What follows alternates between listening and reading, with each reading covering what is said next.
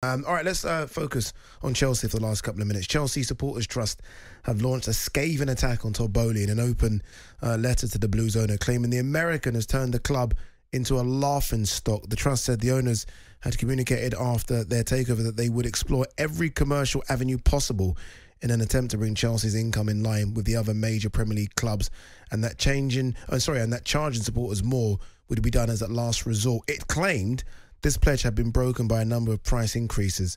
You know about those price increases as well. Different tickets, increases in kits, replica kits, everything, programs, everything has gone up at Chelsea. So you can fully understand why these Chelsea Supporters Trusts have sort of launched, as it said there, a scathing attack on your owner. Yeah, and they're completely correct. I know some of the people involved at the Chelsea Supporters Trust, and they're spot on with this. You know, they've written a letter in a very articulate way, in a very polite way, all things considered, and I think they've made the point perfectly. They are totally correct. Todd Boehly and Clearlake are the worst thing to have ever happened to Chelsea Football Club.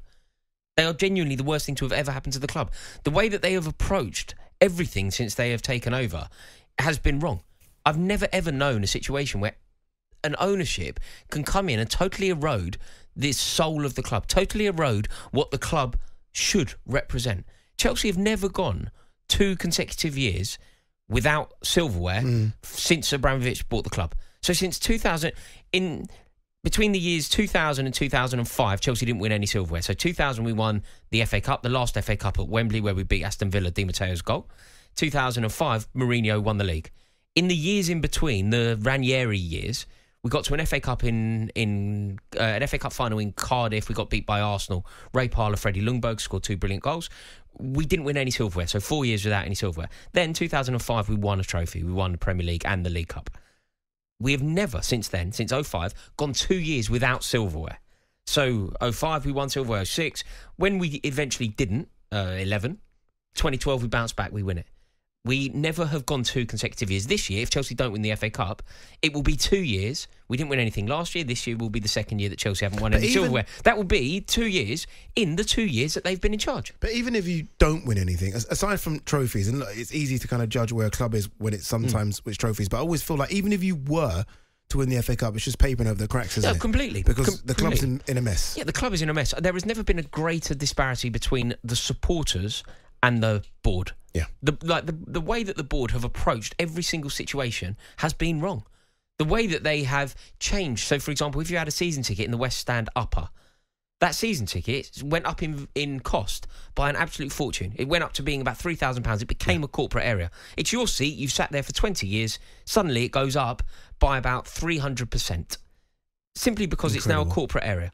So your season ticket has gone from being affordable to totally unaffordable through no fault of your own. And there will be fans, I say that in inverted commas, that will pay the 3,000 as well. Some will, because they may live in a very fortunate life. They may be living a very fortunate life, and they will have that disposable income. Others will be penalised, and they will not any longer be able to go and support their team. And for a lot of people, that's their social, that's their life, that's their lifeblood.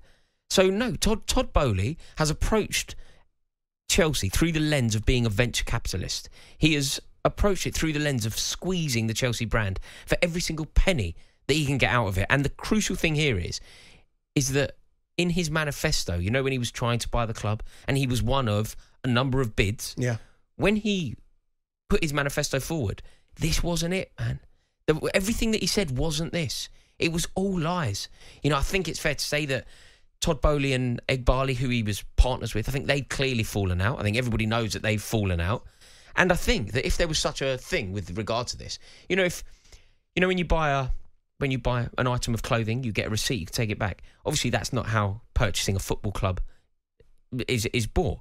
But I think that this has been a disaster from top to bottom. And if they could give a receipt back and get their money back, I think they would cut their losses and run, because this has been a disaster. Final one, very quickly on this. Do you think he is there for the long term? And when I say long, he's locked in. He's locked in for 10 years. He's locked in for 10 years. Yeah. So I would love Todd Boehly to get out of Chelsea. I would love there to be Boehly out protests on the Fulham Road. I would be on those protests if they were to happen. I've seen you at the protests before. I have a terrible feeling that they're going to be there for the long haul.